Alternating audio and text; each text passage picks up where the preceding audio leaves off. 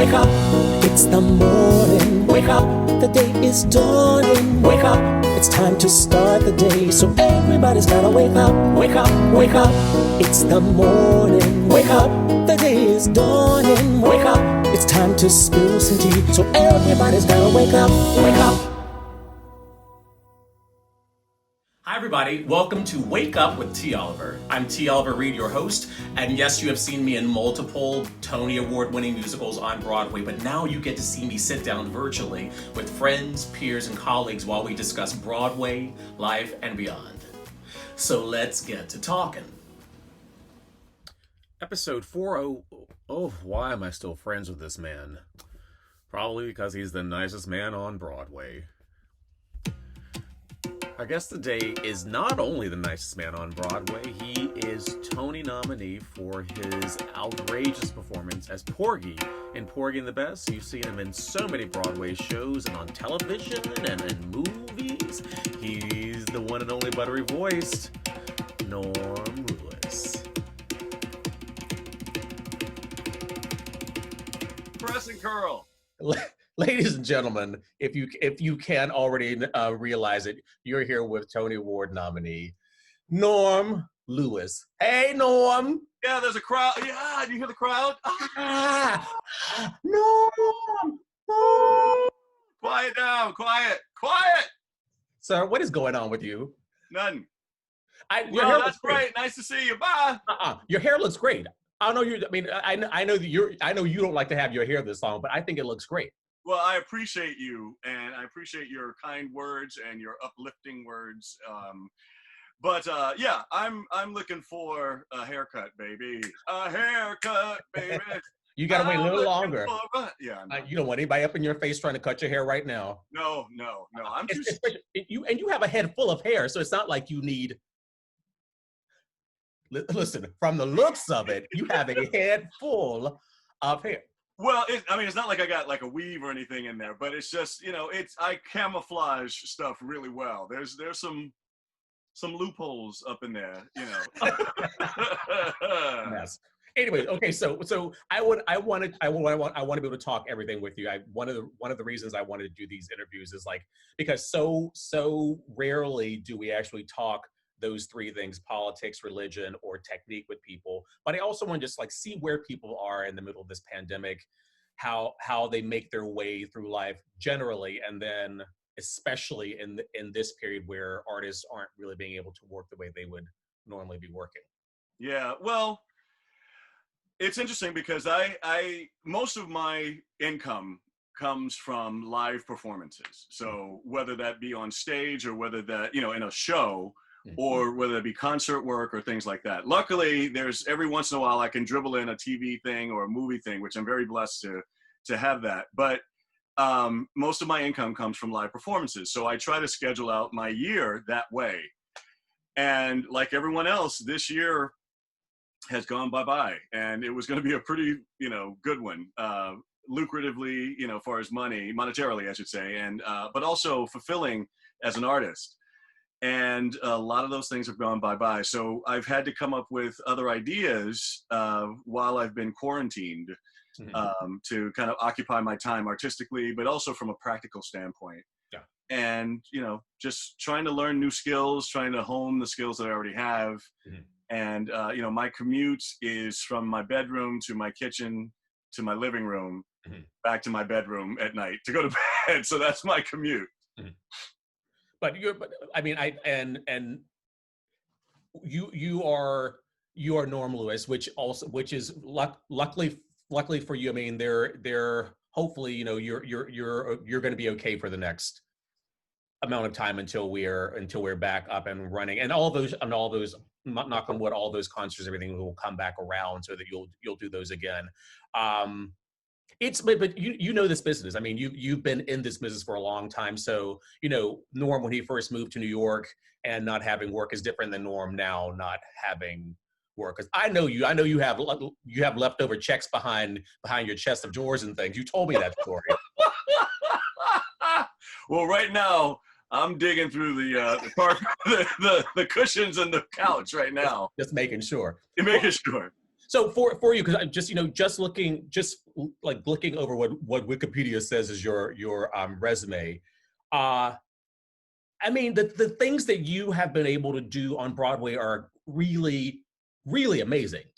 I mean, for a normal theater person who just wants to be working, it's, I mean, your work has been exceptional, and the sort of the vastness of things that you've been able to do. I mean, we're talking from Tommy to Porgy and Bess, from Sideshow to Once on This Island. You have really spanned the range of a musical theater leading man baritone. Right.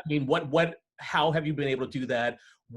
What have you done to maintain your voice, maintain your sanity, maintain the, well, I mean, you know what I mean, and Yeah. maintain the good spirit that Norm always has when maneuvering through this career? Well, I think because I came in ass backwards to this career, I started out in advertising, working for a newspaper and all that stuff, and that was going to be my career. And I luckily fell into this business because someone saw me sing. I did it as an extracurricular thing after work or whatever, entered contests and knew that I could sing, but Star I just didn't. Search? Were you on Star Search? I didn't do Star Search, but I won an audition to do Star Search. So that was the prize. Okay. And so it was just a culmination of fulfilling that artistic side of me while I was still working this practical job, my 9 to 5, and being propelled out of that because someone gave me an opportunity, and then meeting new people. I worked, for a cruise ship, and then I met people who had been on Broadway or were working actors, and they gave me encouragement to say, "Oh, you should try this. You really should try this." When I was in that in-between stage, because someone had given me that opportunity, but yet I still didn't know if I was good enough, because I didn't study. So This was just a natural gift, and luckily it got me to that point. But then after that, their encouragement got me to New York and to start studying, but also to keep working. So I was earning while I was learning at the same time. And it just was one of those things where I guess I was fearless because I had no agenda. My thing was, you know what, I'm going to try this. I'm going to do my best and just go, like, show up for everything. If I make it, great.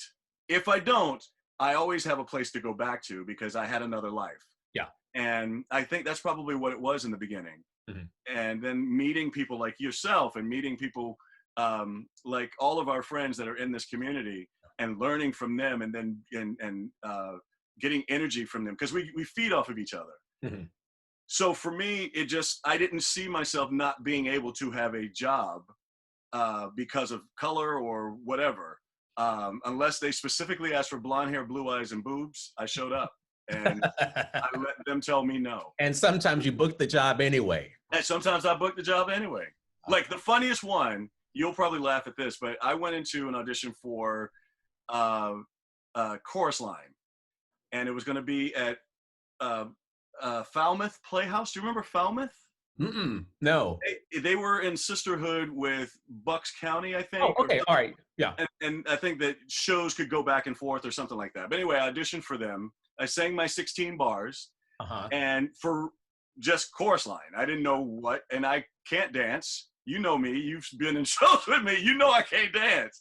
I can move. So you just saw audition, and you just auditioned. Okay, all right. And this is what happened. I sang my 16 bars. I finished, and they said, "Hold on one second," and they talked to each other, and they said, "Hey, how would you like to play Richie?" And I said, "Do you want me to come back and dance?" And they said, "No, you were the only black man that showed up." So I said, "Okay." Booked it, but I didn't do it because I ended up getting leading player right after that. So I took leading player instead. Nice. Well, and first of all, back to bless you, Richie.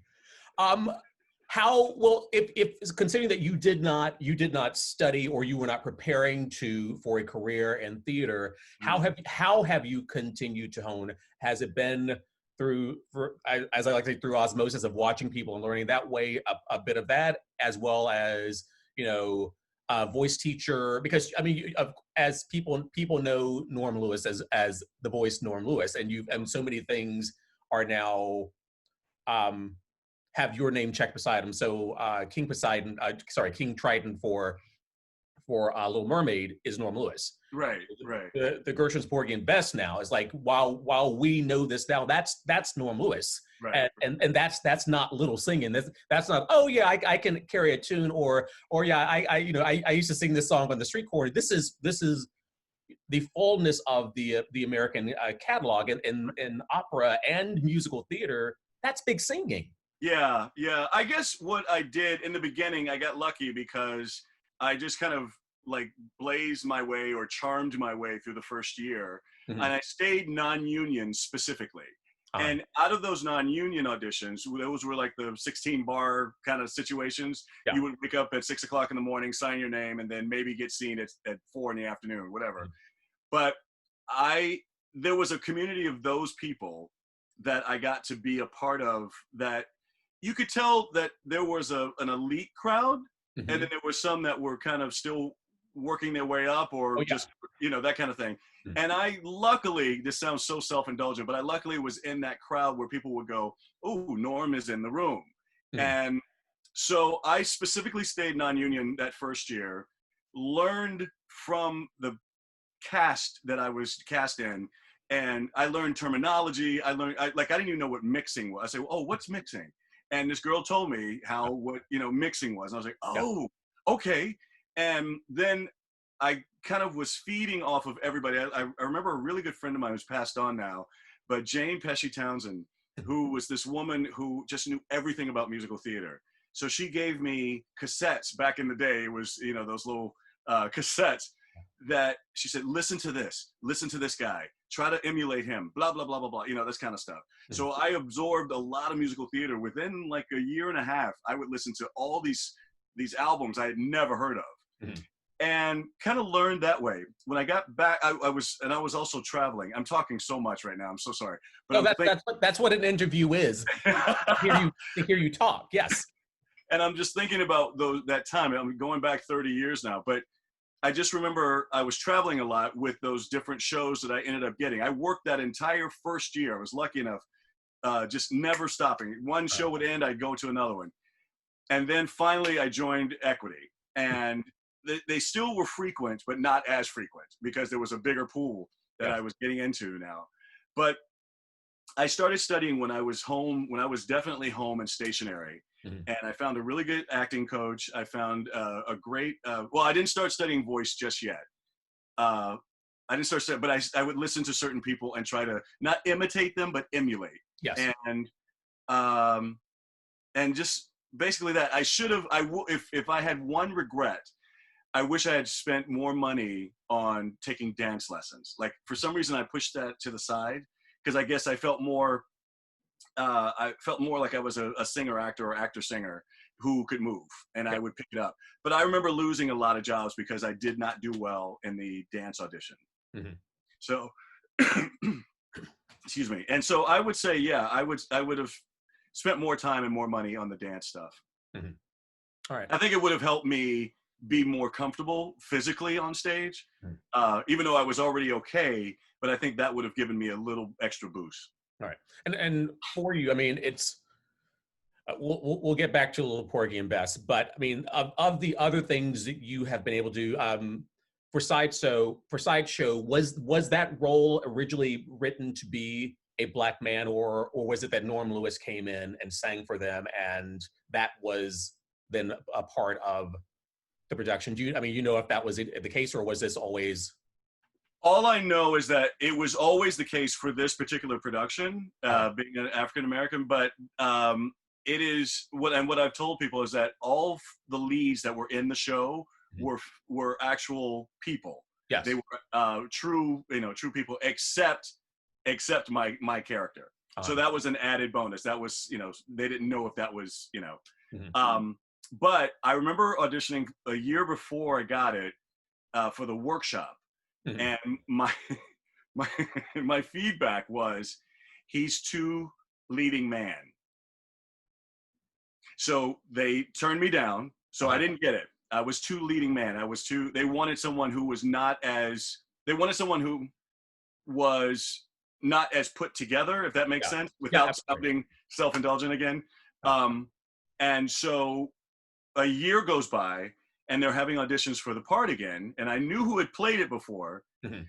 So I said, okay. And so my agent said, don't be as leading man. Go in with don't shave, have your shirt out, just look gruff, as gruff as you can. Yeah. And I went in and they actually the mind had changed by then, but I didn't know it. They did want a leading man. And I ended up getting it. Nice. And I with things that I want to be able to talk about that we're going to talk about, it's like, did you ever find that there was a time that you went in for something and you knew that as far as all the goods, all the checkpoints, you had everything on paper, but you felt like where we were in casting, where we were with diversity, 20 years ago, 15 years ago, that you knew that you just didn't get the job because they weren't going to hire a man of color for something? No, I've been asked that before, and I've actually had to go back in my memory to think about if I was not hired because I was Black. I don't think so. I feel like they were actually considering, if I did get a call, they were actually considering me to be a part of whatever pool that was to pick from. And if it was, I didn't know about it, but I've never felt that. I've never felt that. No. And how was it to be the first African American Phantom in Phantom of the Opera on Broadway?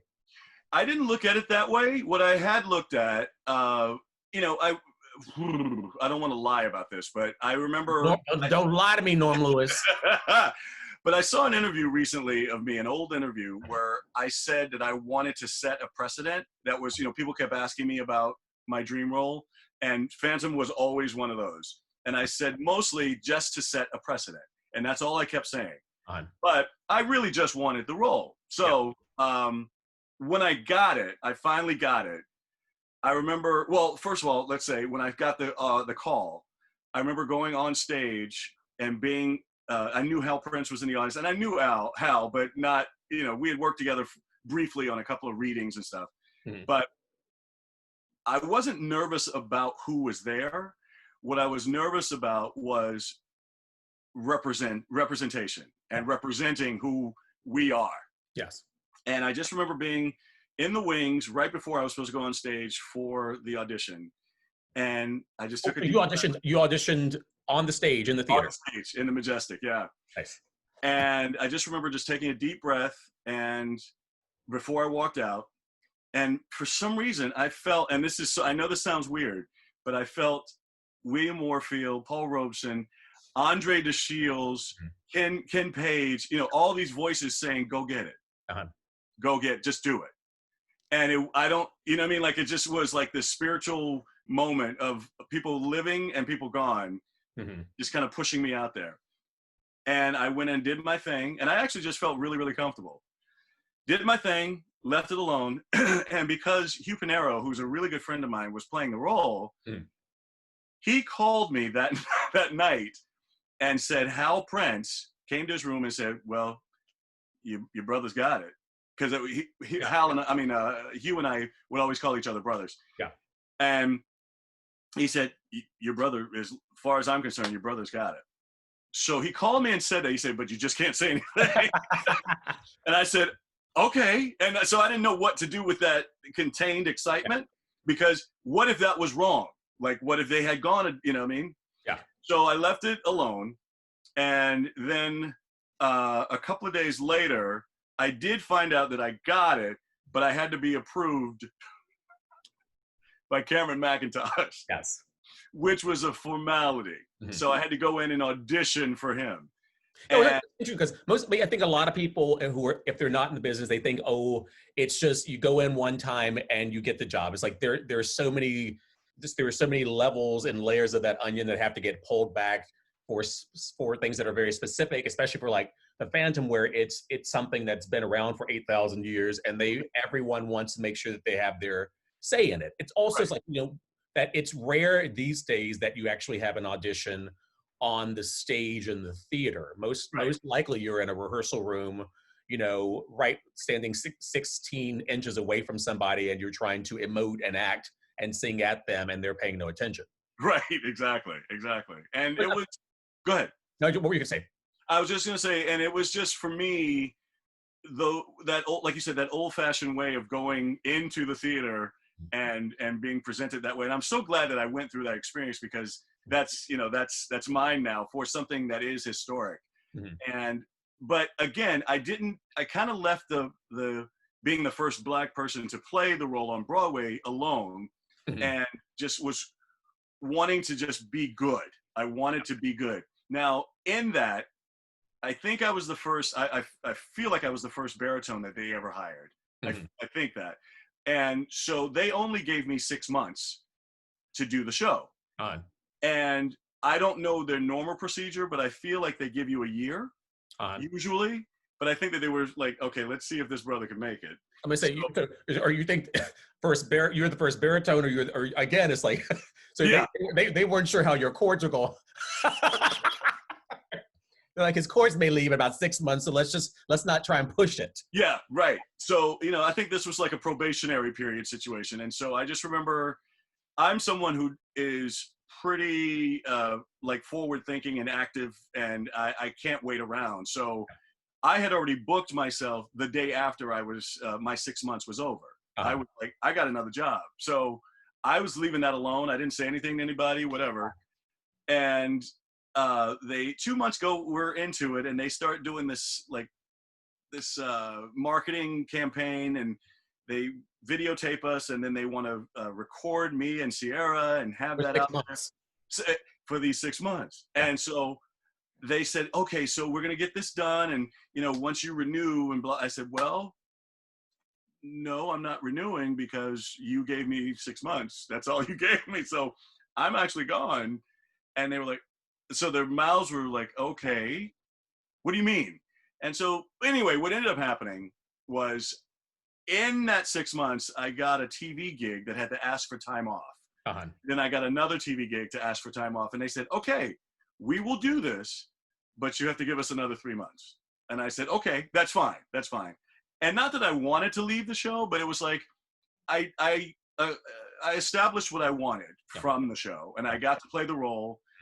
But I think I was 3 different firsts on that stage. I think I was the first African-American. I think I was the first baritone. And I think I was at the time 51.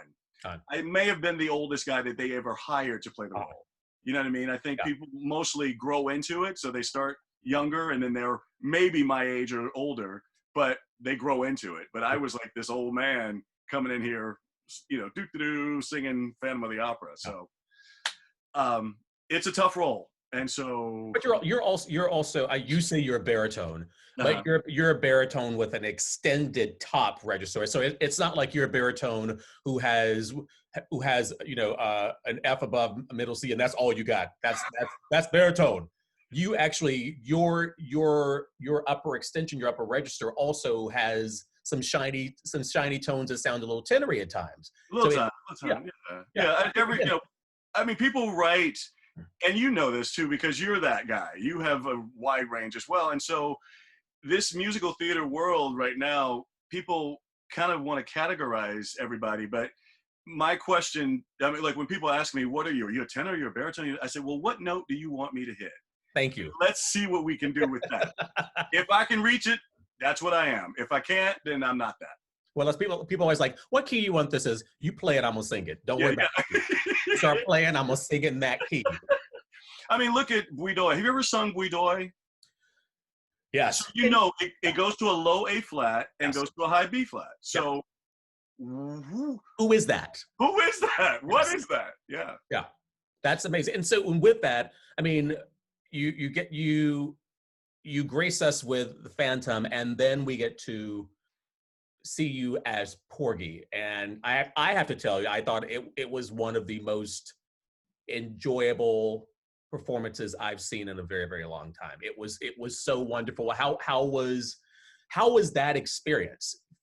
Finding that character, knowing what this piece is and has meant to people, and then making it new and fresh with your performance. Well, on behalf of the entire cast, I want to say thank you for that. That's very sweet. Diane Paulus was such a great leader. Susan Lloyd Parks was an awesome, book writer, and everybody else that was involved musically. Kevin Brown, who was our choreographer, and so it was a great amalgam of different people that I had never really worked with, and then getting the chance to work with Audra, who I have been friends with, but never had a full-on scaled production, chance to work with. So this was very, very exciting. I had never ever thought that I was, Porgy was never a dream role of mine, because I usually saw it as someone who was a very operatic baritone, and that's what they hired. And if they were going to hire anything musical theater, it was going to be Sport and Life. Yeah. And that's usually who plays that kind of role. Someone who's probably operatic, but very theatrical. And so when they said I had an audition, I thought it was for Sport and Life, and then they said no, it's for Porgy. So I go, okay, all right, well, I'm okay with that. I could do that. It's low, but I'll see what I can do. Mm-hmm. And I just remember, where was I? I was in London doing Les Miserables.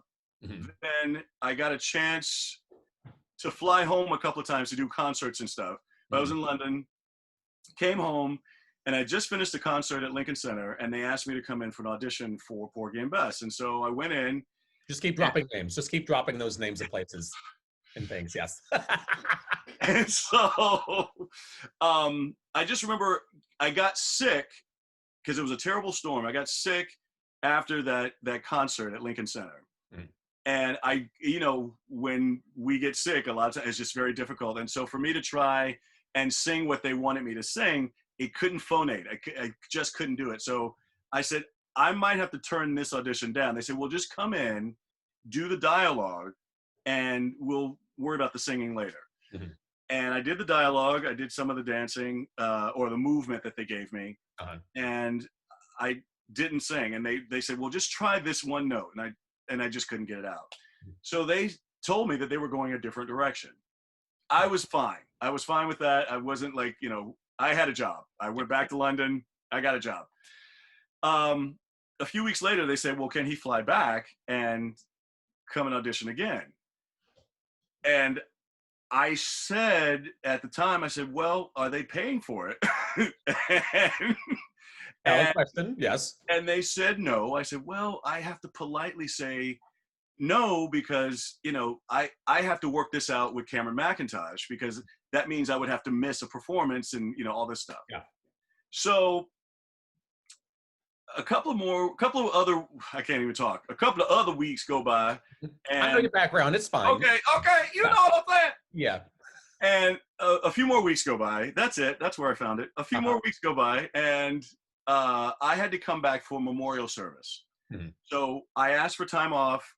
I came back for this memorial service, and it just so happened to be the final callback week for Porgy and Bess. Nice. So we let them know, and they said, okay. And the final callback was actually on a Friday, but they moved it to a Sunday because I'm off on Sunday and I could fly in. Oh, nice. So I flew in Sunday morning, got there, waited in at Telsey's office all day. And I was the last person that they saw. And I'm like, okay, all right, fine. So I see people. I see Philip Boykin. I see all these folks, and we all hug and kiss and stuff. And then I'm the last person, and I go in and I can actually sing this time, and I do the dialogue and all that stuff. And then we finished, and I said, "Well, thank y'all for seeing me, and thank you for moving the time. I'm going to Reba, and I need a drink. Like I need to get out of here." So I said, y'all are more than welcome to join me. I'll pay for it. But anyway, so that was a nice laugh. And then I found out that night that I was hired, but I also found out that same night that I was hired for Perone in Evita. Are you serious? Yeah. And I had to make a choice. So I was calling different people. I'm like, oh man. And I didn't even audition for Evita. Yes, I did. Yes, I did. I did audition for Evita. I can't remember when. I can't remember the timeline now, but I had auditioned for it before I guess I left or something. I don't know. Mm-hmm. And that was, I had to make a choice. I had to make a choice. Whether I wanted to break the color barrier again and play Perón and make, some noise on that and work with Ricky Martin and this beautiful woman from Chile who played Evita, or did I want to play the lead next to Audra McDonald? Yeah. Audra McDonald, you know what I mean? So I made that choice pretty quickly. And, the rest is history. We did a lot of research. We went back to the book that DuBose Haywood wrote, found little nuggets in there that's not necessarily present in the opera, but because Audra found out that Bess had a scar because she was beaten so much, and so she wanted that scar every night. So they would do that. That was part of her makeup. Just little nuances like that, and I'd been in Porgy and Bess at the Orlando Opera Company, so I knew the score, I knew the music really well. But Diane and Susan Laurie Parks and the Gershwins wanted to bring a broader audience to this, and so they wanted to make it more accessible. Right. Yeah. Well, not George and Ira, because they're not alive, but the Gershwin estate. Yeah. For those of you like, George and Ira are still alive, some people, Well, the last thing I want to ask you, and one, you have Southern roots. What part does faith play in your life and how you move through this world? And I don't necessarily mean like organized religion, but some type of spirituality or life force, or what is there that keeps you motivated? Well, Dad was a chairman of the deacon board. Grandfather was a preacher. Mom was a deaconess. My aunts and cousins all were very much involved in church. So I was involved in church. It was just part of our community. And so that was instilled in me just from that aspect of it, but also having a really deep sense of self, just having that alone time with God, my higher power. And so I've always kept that. There were certain prejudices that I had according to what I was taught, but moving to New York really, really opened my eyes. I still have a lot of those same beliefs, but it from a different perspective. And, for me, at one time, sin was sin, kind of like Javert. Sin was sin, no matter what it was.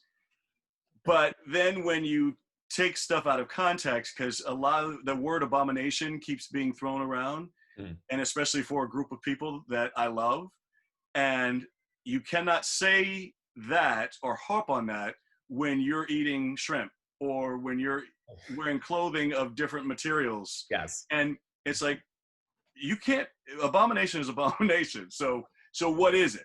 Yeah. So I've just kind of gone into this thing of picking from different religions and different philosophies and knowing that there is a higher power, because that is what's guided me through all these years. I've not been in charge of my life. I have not been in charge of my life. There are some things that have gone wrong, but a lot of things that have gone right. And, me being propelled out of the business world and being shot and given a job to work on a cruise ship, meeting people who have been, I don't want to say veterans, but they knew this business really well, giving me encouragement, saying I should move forward when they could have easily said, you ain't nothing. Getting to New York, and 2 weeks after I get here, I get my first job, and then I work the entire year, not having a degree or not having any formal training in this stuff. And then finally just keep hustling, and being surrounded by people and being encouraged by friends like you, moving forward and knowing that there is, this amazing world of artistry. I'm trying to think of like the right thing, but community, and wanting more of that and wanting to help other people. You and I both have had friends that are from like LA, the TV world, the movie world, who come here and go, oh my God, you guys love each other so much. This is such a community and so supportive. And so just having that for these 30 years. What was your original question? Sorry. I don't remember. You like to talk. Anyway, all I know is this. Listen, Norm Lewis, you are the poster child for if you stay ready, you don't have to get ready. Right. You have stayed ready. Well, I think so. I can be more ready, but this. Oh, I know. It's just. I remember, like, I know that, and I try to teach some of strategies of finding representation and stuff, but I didn't have to go through that. Like, I didn't have to mail my picture in to find an agent or a manager or whatever. I happened to be in a show that they were possibly going to take to Broadway, and there was a backers audition. So everybody in it invited their agents. So I got 2 agents from that particular night. And the rest is history. So, so I've been blessed. You asked me about my spirituality. Yes, I've been super blessed, and I've been trying to be as grateful as possible. And, I hope I continue on this path, and I hope I can be an influence to a lot of other people too, Well, you definitely already are an influence to a lot of people.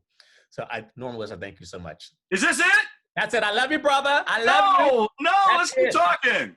If you had showed up on time, we could have more time to talk, but sir. But we are dancing just to stay alive.